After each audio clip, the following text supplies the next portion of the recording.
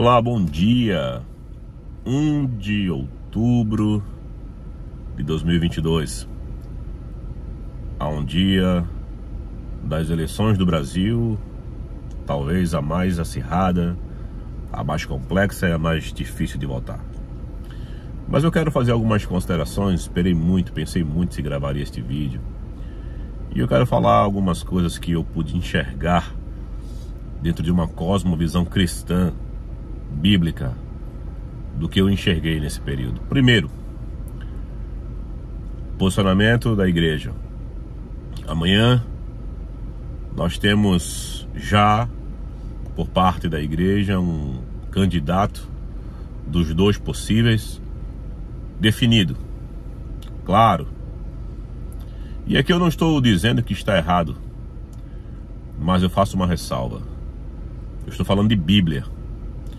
E sei que não vai agradar muita gente. Quando o povo de Israel queria um rei para si, Deus deu Saul. E não era a vontade de Deus. Não era a vontade de Deus. Deus queria reinar sobre o povo, mas o povo queria um homem de carne e osso. E para quem conhece as Escrituras sabe muito bem quem foi Saul e o que Saul fez para com Deus e para com o povo. Não existe uma imparcialidade por parte da igreja. É um primeiro ponto. Quando Jesus, em Mateus 6, ensina a orar, ele ensina assim: seja feita a tua vontade. Mas por grande parte da igreja já não existe esta oração de Mateus: seja feita a tua vontade. O que existe é que faça a nossa vontade, o nosso candidato. E você sabe de quem eu estou falando. Já foi feita a eleição por parte da igreja. Eu estou falando para nós cristãos. A igreja já elegeu o seu candidato. Já temos o nosso Saul. E não está sendo respeitado o texto de Mateus 6. Não vai agradar você, meu irmão. Não vai agradar você. Esse vídeo não vai lhe agradar. E eu vejo que isso é pecado por parte das Escrituras. Porque quando a gente faz isso, a gente peca. Agora, com isso, eu não estou dizendo que você não tem que votar neste deputado. Por quê? Porque a forma de se enxergar um deputado, um candidato à presidência da República, é com a luz do Evangelho. Porque na tua luz nós vemos a luz. Este é um ponto. É claro que nós não vamos votar em pautas, em candidatos que defendem aborto, que defendem pautas LGBT, que defendem pautas contra a sociedade, crianças. É claro, por quê? Porque esta obviedade está na própria Bíblia. Eu enxergo isto através das Escrituras. Nós sabemos que Deus tem as rédeas da história em suas mãos. Aí você vai me dizer assim: mas Deus não vota. Deus em si não, mas a sua igreja se posiciona conforme os movimentos que o próprio Deus faz. A igreja não faz movimentos independentes de Deus se ela se coloca no seja feito a tua vontade. Isso é um ponto relevante. Um terceiro ponto que eu quero colocar é que amanhã vai ser um dia de frustração para muita gente. Sabe por quê? E você talvez que já votou em um candidato, você que já fez foi cabo eleitoral, fez propaganda, você que massificou num passado um outro candidato e viu os resultados, a pergunta que eu te faço: qual é a garantia que você tem? Qual é a garantia que você tem? Que você tem experiência para dizer que pode eleger, ser cabo eleitoral, que aí a gente vai ter garantia? Não temos garantia de nada.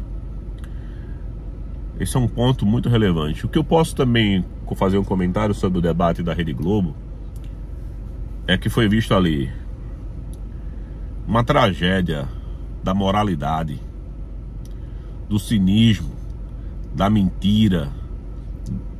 O que nós vimos ali foi a tragédia moral da liderança nacional brasileira.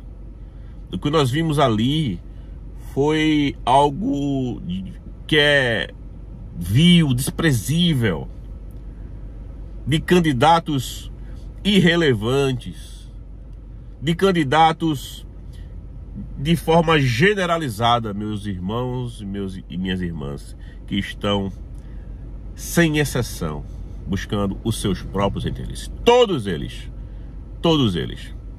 com mentiras, fundados e fundamentados em mentiras, em acusações levianas. Nenhum passaria em uma régua de equidade, de justiça e de propósitos que pudessem ser levados em conta sequer para ser confiável a administração da nossa casa, imagina, do nosso país. E eu fico vendo um exagero próximo da idolatria, de massificação, de disparo internet, de rede social. Você não vai gostar disso. Mas eu preciso falar. Porque eu falo isso porque eu tenho consciência de que o quarto ponto desse meu registro se dá em que nós devemos fazer uma única coisa como igreja: orar. Aí você vai me chamar de místico. Ah, mas eu vou orar. Você está desclassificando a oração. A Bíblia diz que nós temos que levantar mãos por nossas autoridades, aquelas que foram constituídas por Deus, aquelas que estão ali por permissão de Deus. E amanhã, dentro do conselho eterno do Senhor, Deus já sabe. É óbvio que Deus já sabe. Mas Deus já sabe, e não vai ser porque você ou eu, ou porque A ou porque B. Meus irmãos, nós não estamos seguros com uma liderança brasileira. Nós não estamos seguros. Em hipótese alguma, nós não estamos seguros financeiramente. Nós não estamos seguros moralmente. Nós não estaremos seguros com nenhum tipo de presidente que venha. Nós não estaremos seguros. Nossos filhos não estarão seguros. Porque a corrupção é um câncer que está corroendo a história da humanidade desde que o homem é homem.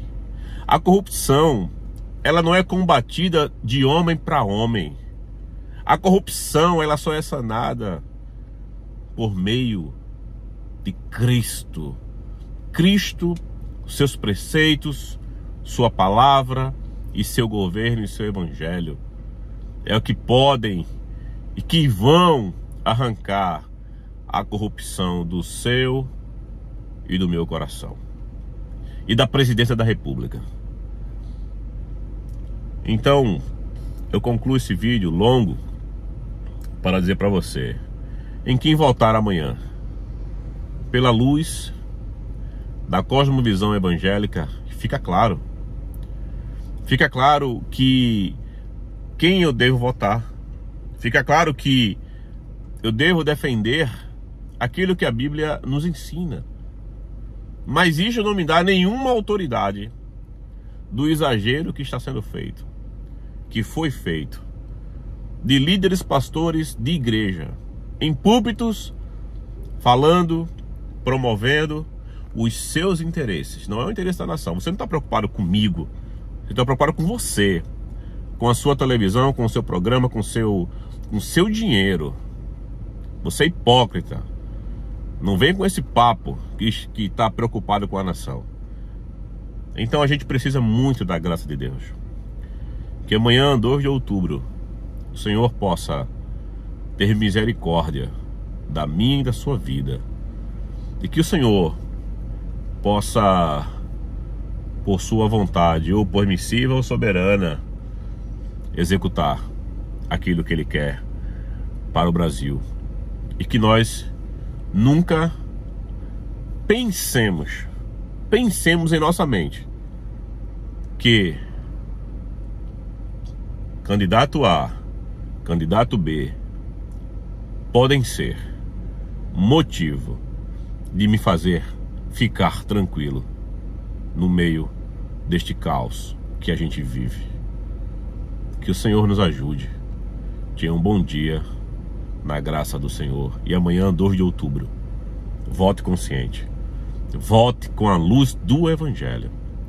Volte sabendo que você não tem que definir por empatia ou por simpatia, mas que seja um voto consciente pela luz do Evangelho.